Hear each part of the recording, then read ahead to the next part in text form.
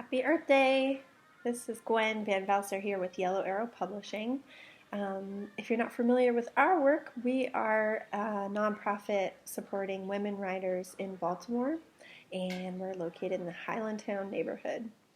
And we were able to put this reading together by request from Monument City Brewing Co. We're going to put links to them below. There's going to be a lot of links down there today.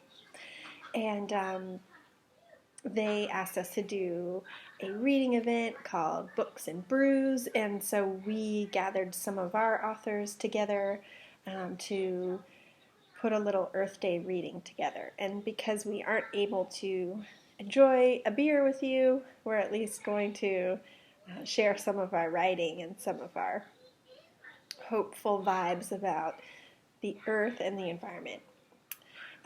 So I'm going to be introducing 3 writers today, and then the video will segue into them giving a reading and kind of talking a little bit about their writing process as well.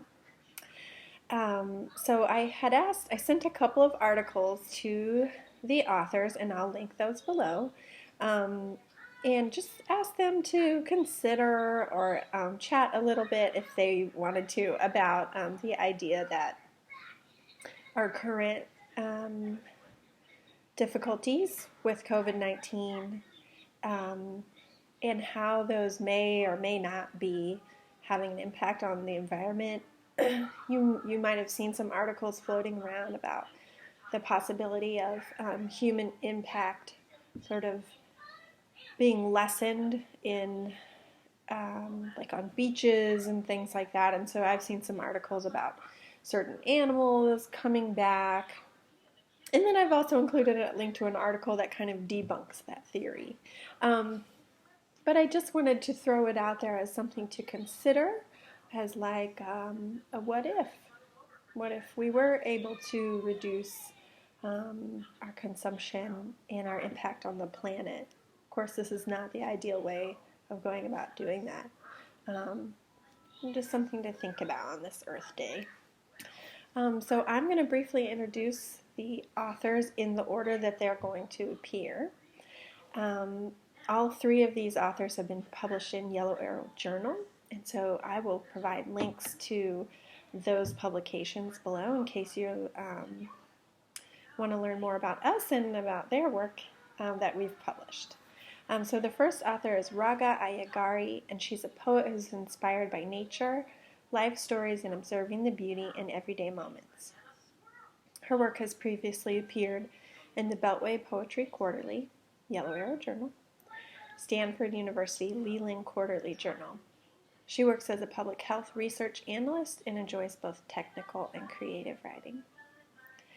And the next author is Cija Jefferson. She's the author of Sonic Memories. I'll include a link for that as well. It's a really wonderful book.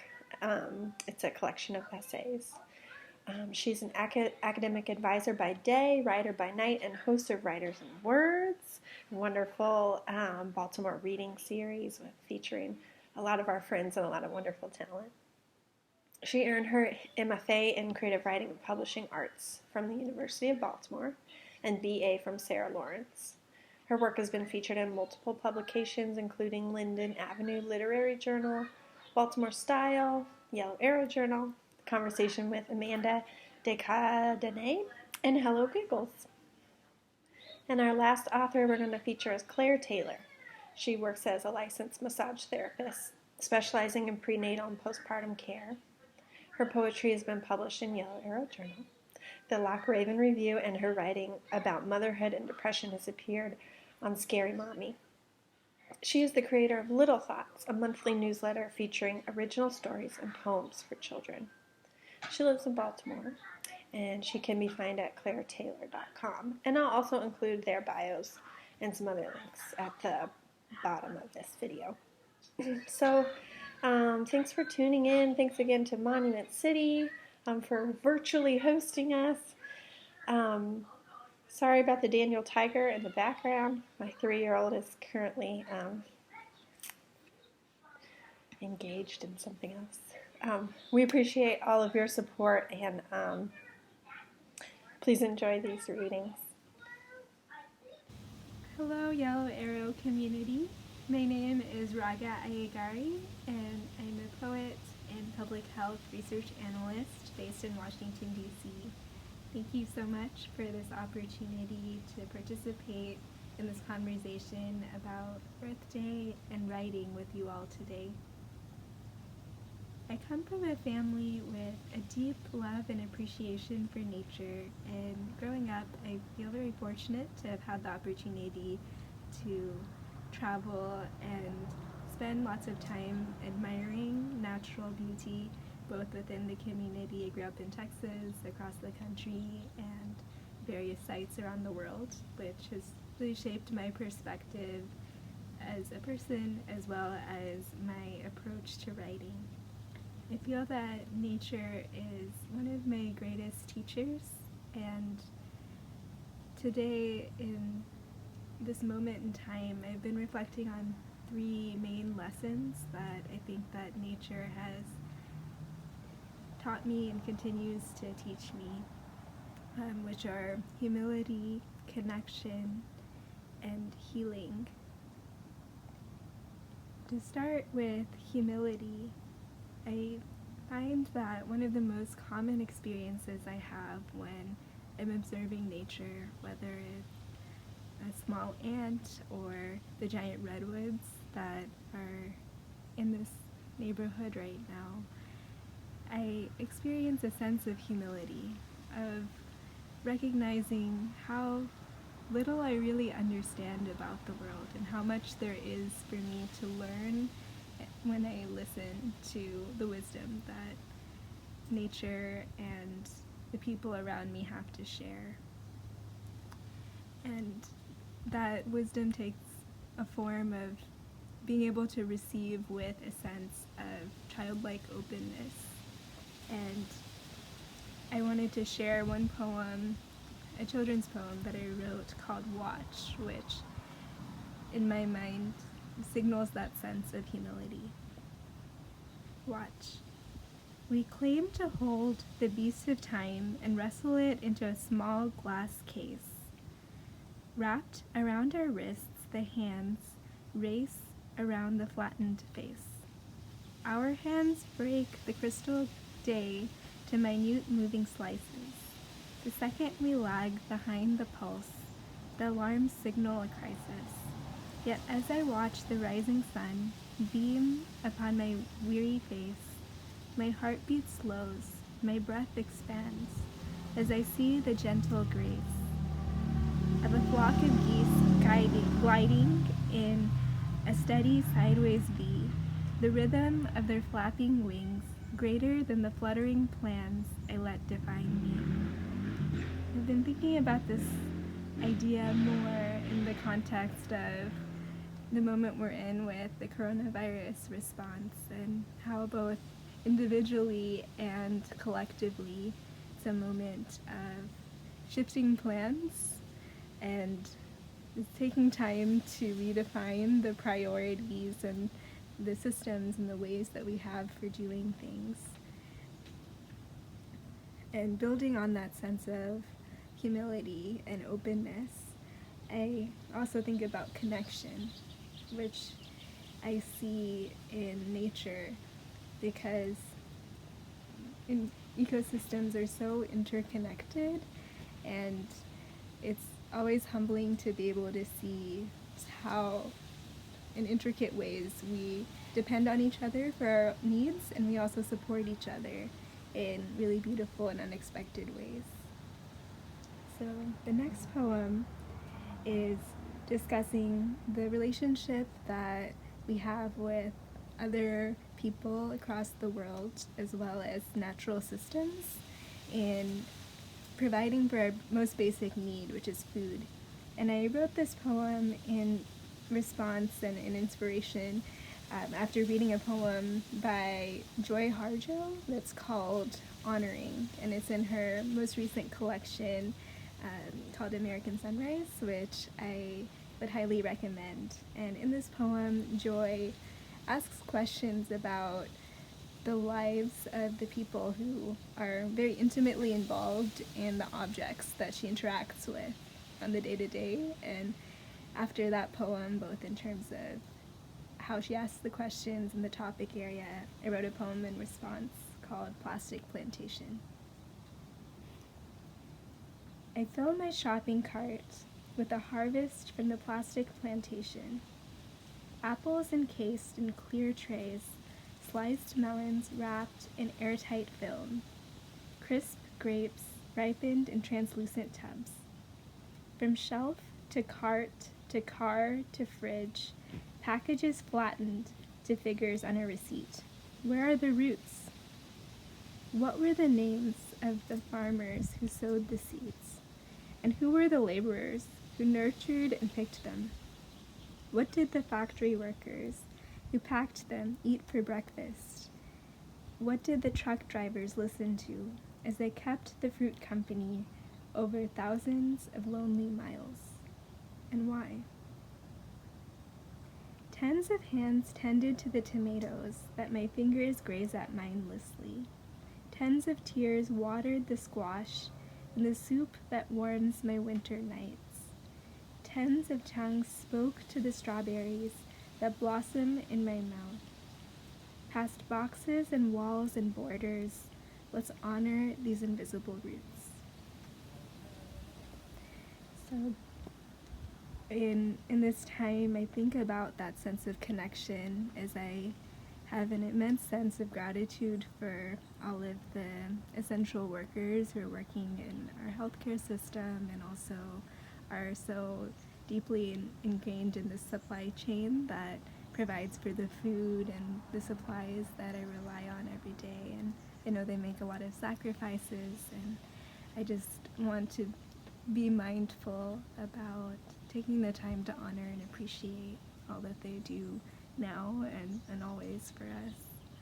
And building on that sense of humility and the strength that we have in connecting with one another, the last main lesson I wanted to reflect on was the healing and immense resilience that nature demonstrates in the face of big stresses and shocks, whether they're natural disasters or stresses caused by human activity. And the last poem I wanted to share today is inspired by the sense of resilience, and it's about the petrichor, which is the smell of the first rain after a period of drought. Opening the door, I'm enveloped by the petrichor, the perfume of promise after the parched plants drink their fill. Deep in the crevices of the soil, microbes rejoice in the rain, the aroma of their celebratory feast wafting in the wind. Rivulets of water flow around the rocks like blood in divine capillaries, healing the wounds of drought. Refreshed, the roses raise their heads. The farmers rise from their knees. I bow my head and inhale. And I think about this sense of resilience and healing as I think about how we can build on reprioritizing and supporting one another as we all heal from the economic and social stresses of this moment. And I also, since we're talking about Earth Day, wanted to take a moment to extend these lessons to how I think about responding to the challenges of climate change, which both now and in the future will have very significant effects on our communities and ecosystems that we call home. And I think that we have the opportunity to, with humility, rethink the environmental and lifestyle choices we make individually and collectively, also to recognize the interdependence of our needs and to find strength in the connections by listening to each other, and finally to celebrate the hard work that it takes to develop healing ourselves and our earth, and to be able to celebrate those small seeds of progress.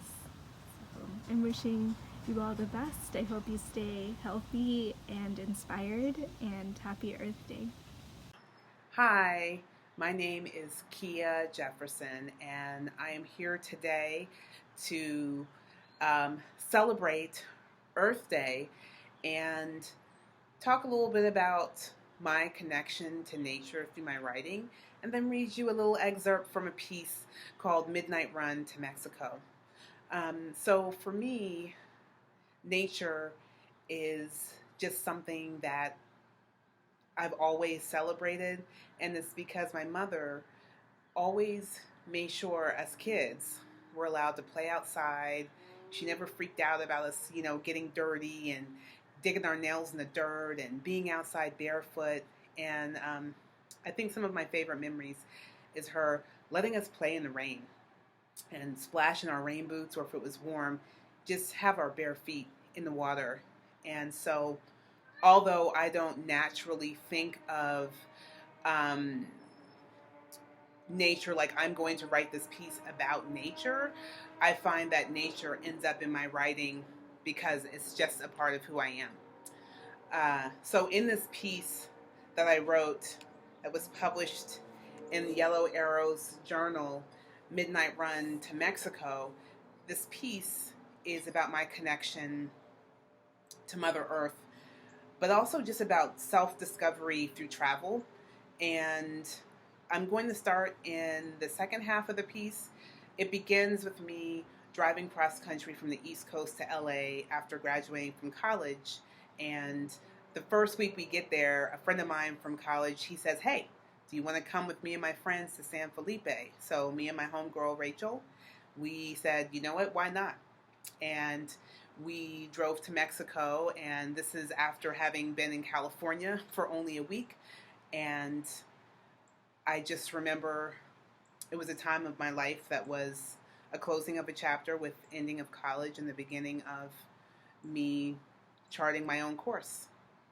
So with that being said, I'm going to read from Midnight Run to Mexico.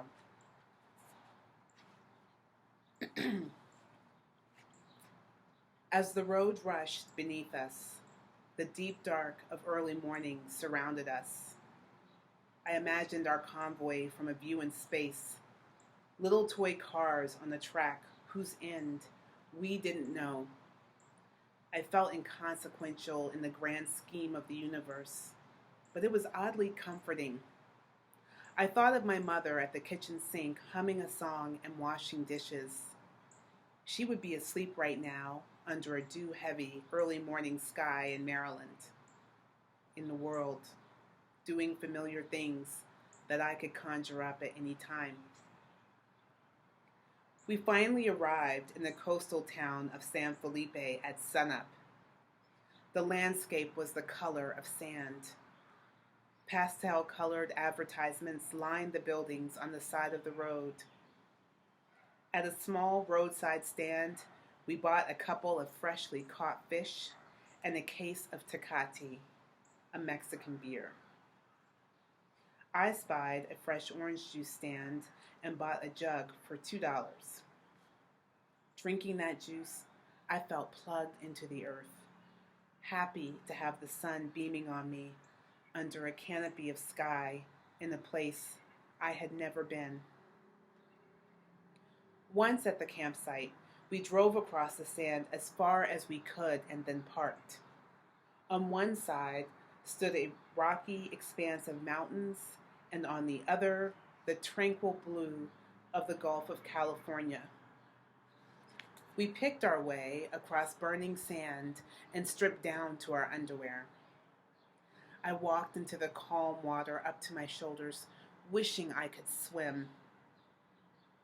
Everyone else frolicked, slicing into waves, emerging on top, drops of water hanging like crystals in their hair. Afterwards, we sunned on our towels, inviting the bronzy glow of summer skin. It was so hot, the air clogged my nostrils, but it was a dry heat, not that swampy heat of summers in Maryland. I sat at the edge of the water to keep cool, my legs stretched before me as the surf rolled up my thighs. That night, we all pitched in to cook dinner. The guys grilled the fish and warmed the tortillas. We women chopped the cilantro and white onion and sliced the limes. We ate with our fingers and chased each bite with a lukewarm swallow of beer. The flavors were foreign to me. Growing up, tacos were hard corn shells filled with ground beef, cheese, tomatoes, and iceberg lettuce. They were good, but this was different. The ingredients, simple. After dinner, we sat around the campfire and chatted. I shared how good it felt to have said yes to this trip. As I gazed into the flare of wavering light in our fire pit, I marveled that this was my new life. I was out of the U.S. for the first time. In college, almost everyone I knew had taken a trip to Europe. The furthest I'd ever been was Utah, and that was back when I was a little kid. Now I was in Mexico, and while there were more tourists than locals on the beach that day, it felt good not to be in an insulated hotel. When it was time for bed, we carved sleep pits into the sand with our bodies, laid a sheet in the hollow, and formed a slumber circle. Under a midnight blue, star-studded sky, I slept in the cool embrace of sand, lulled by the crash of waves. The next morning, the sun woke me at first light, blooming blood orange behind my eyelids. Eyes shut, I lifted my chin to the sky and let the sun warm my face. The rhythmic lull of the Gulf, rolling up the sand, then receding back into the watery depths, made me want to lay there forever. I stretched my heels, maneuvering the sheets to my ankles, and then gripped the still, cool sand with my toes.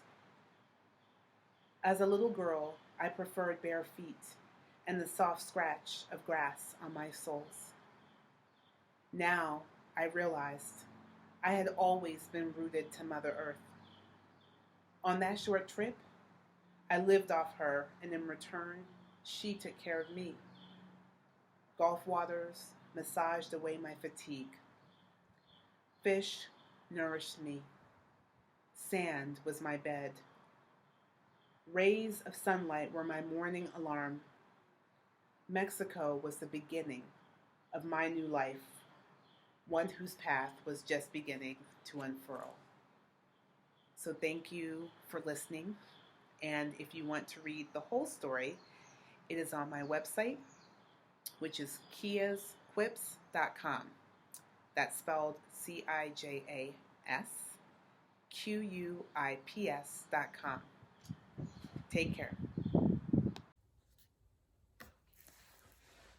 The use of nature and natural imagery in my writing mostly serves as a lens through which to examine the self and examine the sort of natural cycles of mental health and mental illness, particularly how they're sort of mirrored in the cycles of the natural world, the seasons, periods of growth and rebirth and health, contrasted with periods of dormancy, barren qualities, and just that sense of sort of shutting down, the way that you would experience perhaps with winter.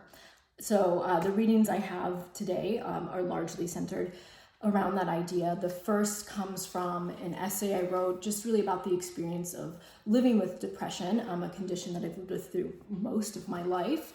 I'm only going to read a small snippet of it, but to just get you to that point, it's really just about the experience of growing up with this condition, coming to understand it, the various sort of metaphors that come together with it, and then it sort of ends with a particular experience in 2014, a very kind of bad bout of depression that I had after a couple of different events. And so I'll start there and finish from there. So in the winter of 2014, I was diagnosed with shingles. I had been in a bad car accident a month earlier, and while it had left me physically unscathed, it took an emotional toll. I could not sleep. I was scared to drive and kept hallucinating phantom cars darting out into intersections. That winter, there was a polar vortex, so I could not get outside to run regularly, which had always helped me manage my depression. Stress kept building up in my body, and to the point where my body said enough, and I ended up with shingles. It was incredibly painful and the worst at night.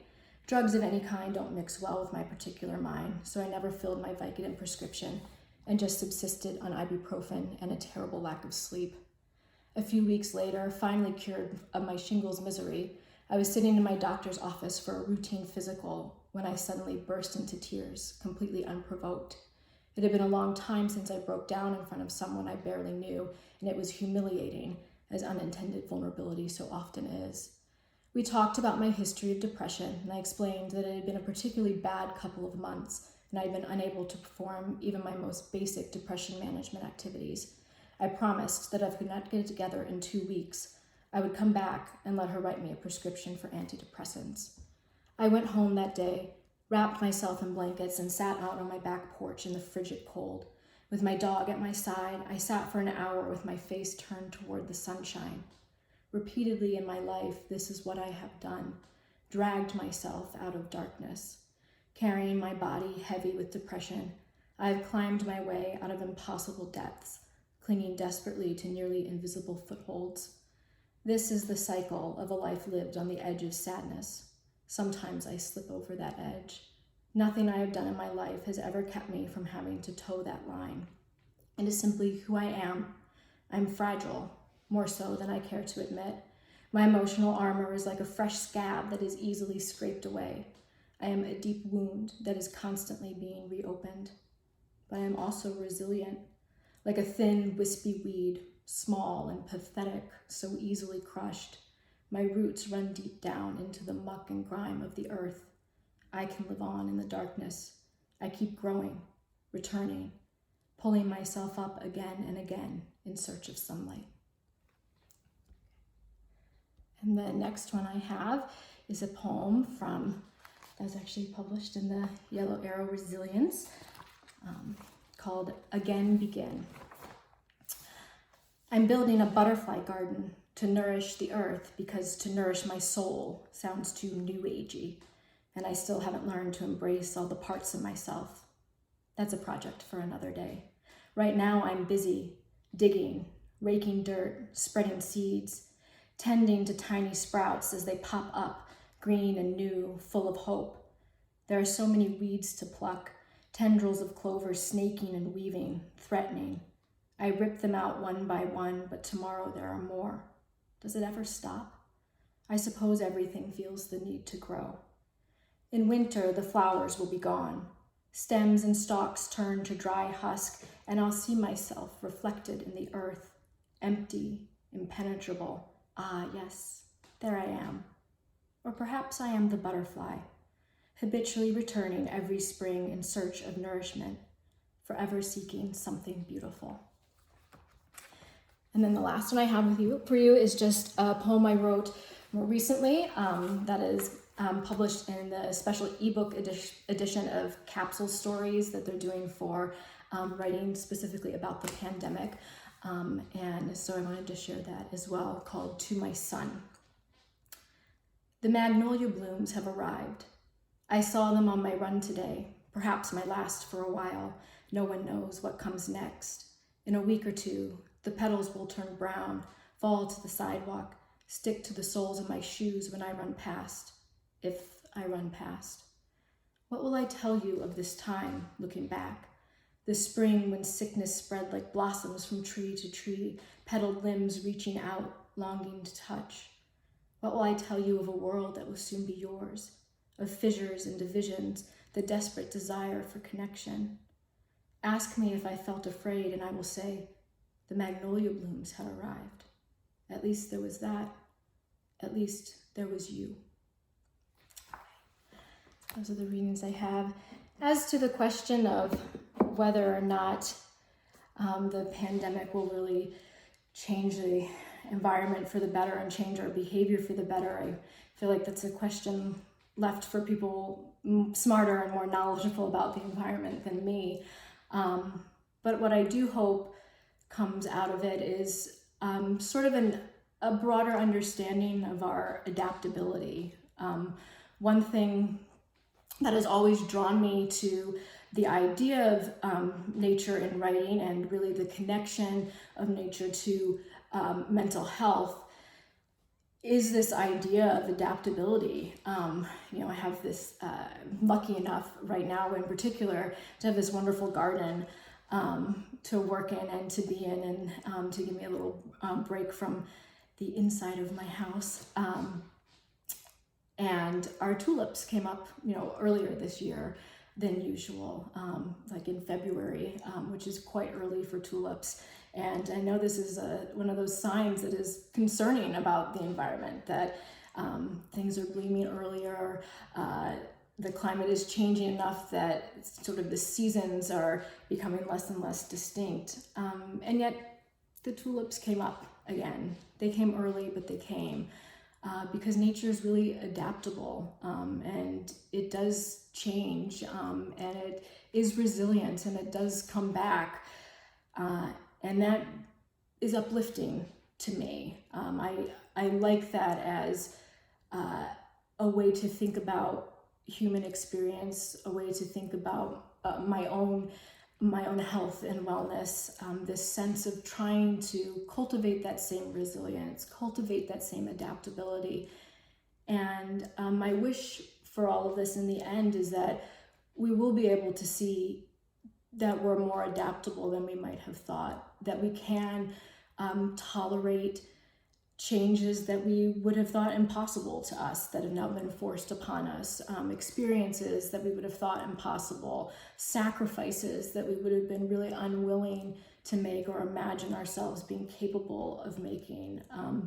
Perhaps more companies will shift to teleworking or having telework options now that they're set up for it, now that they've been forced to accommodate that kind of change. And perhaps that will keep more cars off the street long term.